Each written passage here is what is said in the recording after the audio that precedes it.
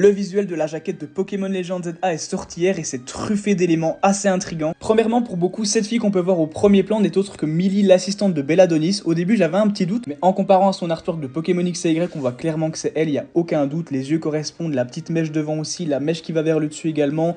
Puis bon, sa tenue...